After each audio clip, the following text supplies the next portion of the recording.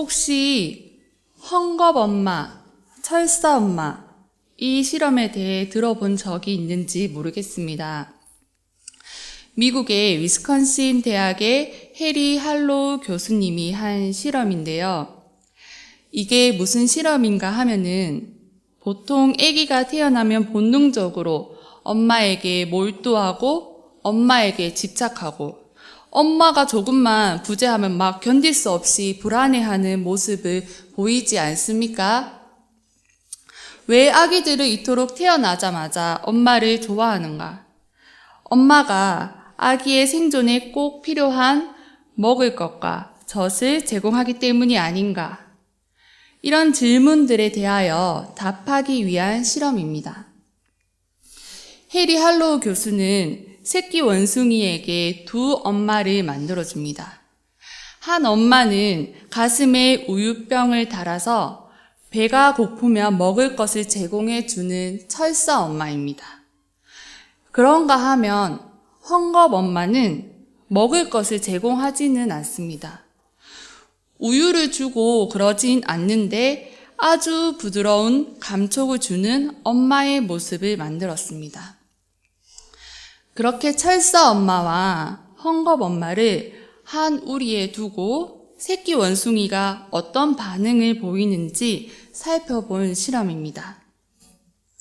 참 흥미롭게도 이 새끼 원숭이가 두 엄마 중에서 먹을 것을 주지도 않는데 헝겊엄마에게 애착을 가지는 겁니다. 필요에 의해서만 이 새끼 원숭이가 철사 엄마에게 가서 우유를 먹고 그 외의 시간에는 헝겊엄마에게 달라붙어서 계속 안기고 있다는 것입니다. 네, 사진을 보여주시겠습니까?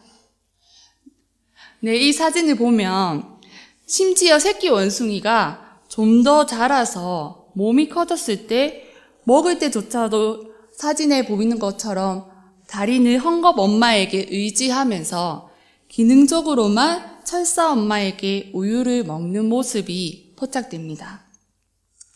이렇게 헝겊엄마에게 강한 애착을 느끼는 현상은 다른 상황에서도 이어졌는데요. 새끼 원숭이에게 공포심을 자극하는 겁니다. 아주 큰 소리로 공포를 자극하거나 무서운 포식동물의 사진을 보여주거나 그렇게 공포심을 자극했더니 그 어린 새끼 원숭이가 철사 엄마는 거들떠 보지도 않고 헝겊엄마에게로 도망가서 마음이 진정될 때까지 붙들고 놓지를 않는 겁니다. 심지어는 실험 중에서 철사 엄마만 남겨두고 헝겊엄마를 치워버립니다. 이제 엄마라고는 우유를 주는 철사 엄마 하나만 남은 게 아닙니까? 그리고는 똑같이 공포심을 조장하고 새끼 원숭이에게 두려운 상황을 만들어주니까 놀랍게도 철사 엄마에게는 가지를 않고 우왕좌왕하고 견딜 수 없는 불안을 보여준다는 것입니다. 먹이 공급의 문제가 아니라는 거지요. 이 실험을 통해서 우리에게 강조하는 바가 무엇이냐? 접촉의 중요성, 피부 접촉의 중요성을 말해줍니다. 이렇게 음식과 같은 생물학적 욕구보다 엄마의 따스한 품을 더 많이 찾는 것을 접촉 위안이라고 합니다. 헝겊엄마, 철사 엄마 실험은 아기들이 엄마를 좋아하는 이유가 배고픔이나 갈증 같은 생물학적 욕구가 아니라 접촉 위안 때문임을 보여줍니다. 그렇다면 오늘날 교회는 하나님과의 이 접촉 위안이 제대로 이루어지고 있습니까?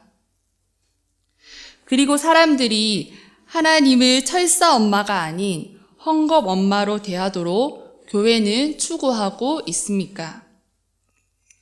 이 시간 주님을 갈망하라는 제목으로 말씀을 전할 때 참 좋으신 우리 주님의 은혜가 우리 가운데 함께 하시기를 원합니다.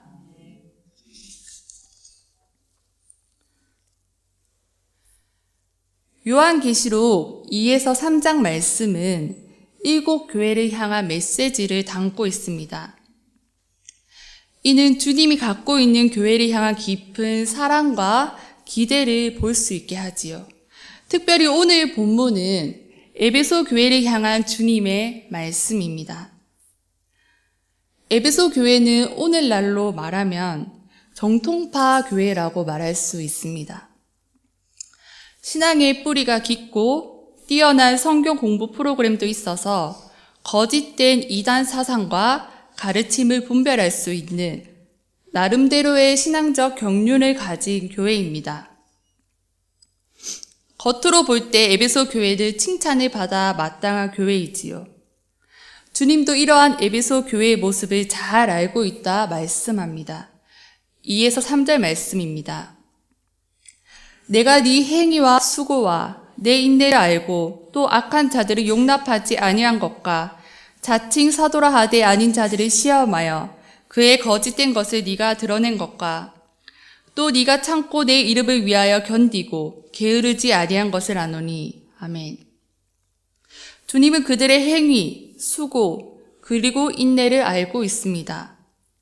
에베소 교회가 주님에게 칭찬을 들은 것은 이것만이 아닙니다. 주님은 그들이 악한 자들을 용납하지 않은 것과 거짓 선지자들을 교회에서 추방한 사실을 알고 있었습니다. 주님은 에베소 교회의 이런 모습에 에베소 교회가 내 이름을 위하여 견디고 게으르지 않았다고 칭찬을 아끼지 않습니다. 이처럼 에베소 교회는 평균 수준을 넘어서는 교회입니다. 꽤 괜찮은 교회이지요. 그러나 한 가지 부족한 것이 있었습니다. 무엇인가 결정적인 한 가지를 잃어버린 교회가 바로 에베소 교회인 것입니다. 4절 말씀을 함께 읽도록 하겠습니다.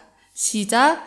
그러나 너를 책망할 것이 있나니 너의 처음 사랑을 버렸느니라. 아멘.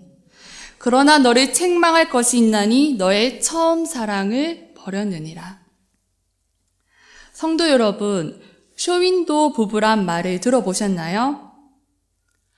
겉으로 보기엔 행복해 보이고 사랑의 관계로 보이나 그 속을 살펴보면 그저 의무감으로 살아가는 명목상의 부부를 가리킵니다.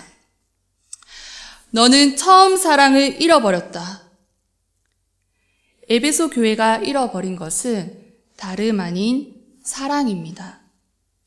주님과 첫사랑의 로맨스를 잃어버린 교회는 선한 행위와 진한 수고로 어려움을 인내할 수 있지만 결코 그것은 사랑으로 감당하지 않고 그저 의무감으로 하게 되는 것입니다.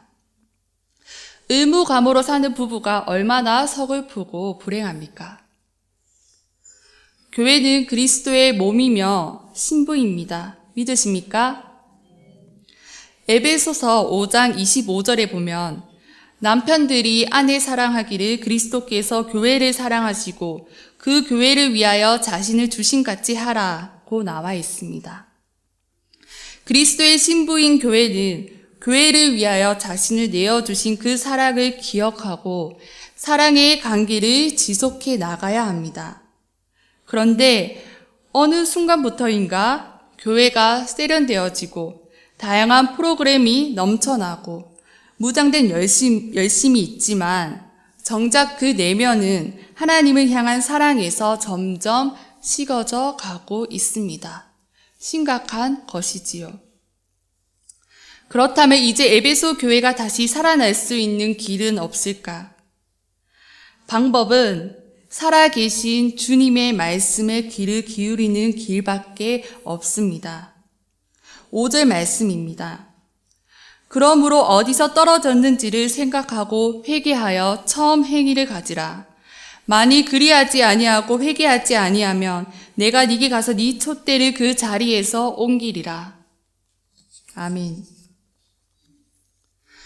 먼저 주님은 그들에게 어디서 떨어진지를 생각하라고 말씀합니다. 내가 무엇을 잘못했는지도 모르는데 돌이킬 수는 없는 것이지요.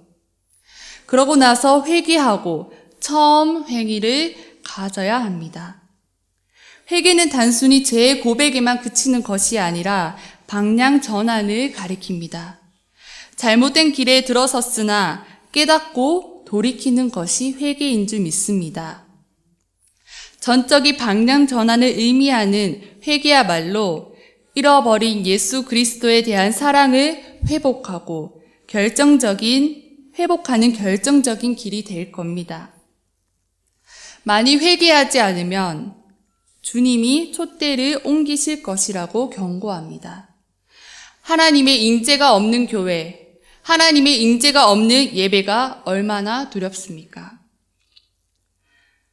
이와 반대로 만약 에베소 교회가 처음 사랑, 그 사랑을 회복한다면 하나님의 낙원에 있는 생명나무의 과실을 주어 먹게 하리라고 약속합니다. 주님이 다시 생명나무를 먹게 하신다는 약속은 주님과 회복된 관계 안에서, 즉 회복된 사랑의 교제 안에서 누리게 되는 영원하고 풍성한 삶으로 초대하는 것입니다. 헝겊엄마, 철사엄마 실험을 보면서 하나님을 대하는 사람도 두 종류겠구나 생각했습니다. 어떤 사람은 하나님을 철사엄마로 대합니다. 하나님과의 관계는 필요 없고 기도하면 그저 달라고 기도합니다. 취업이 되지 아니하며 취업의 길을 열어달라고 기도합니다. 자녀가 고3이면 대학의 문을 열어달라고 기도합니다. 하나님으로부터는 기능을 수행받는 존재로 인식하는 분들이 꽤 많이 있습니다. 반면 새끼 원숭이가 나라면 하나님을 헝겊엄마로 대하는 분들이 있습니다. 뭘 줘서가 아닙니다. 하나님의 그 존재 자체가 내게 의미가 있고 그분과의 교제를 사모하는 것입니다. 어느새 여름이 우리 곁으로 성큼 다가오고 있습니다. 이번 우리 씨앗교회의 여름 성경학교 주제는 거룩입니다. 성도 여러분은 거룩에 대해서 무엇이라고 정의하십니까? 거룩하면 고리타분하고 딱딱하다라는 생각이 먼저 떠오릅니다. 하지만 관계적인 개념으로 접근해 볼 때 거룩은 하나님과 나 사이의 사랑의 관계를 말합니다. 이 사랑의 관계가 바로 세워질 때 우리는 이웃을 진정으로 사랑할 수 있는 것입니다. 바라기는 이번 여름 수련회가 해마다 치르는 프로그램 정도로 그치는 것이 아니라 우리가 더 큰 것을 사모하길 바랍니다. 그것은 주님을 갈망하는 것인 줄 믿습니다. 한번 같이 외쳐볼까요? 주님을 갈망하라. 주님을 갈망하라. 여름 수련회를 준비하는 동안 우리의 마음이 더욱더 가난해지기를 바랍니다. 우리의 마음이 더욱더 가난해져서 주님을 갈망하는 시간들로 주님을 갈망하는 심령들이 되기를 간절히 소망합니다. 기도하겠습니다.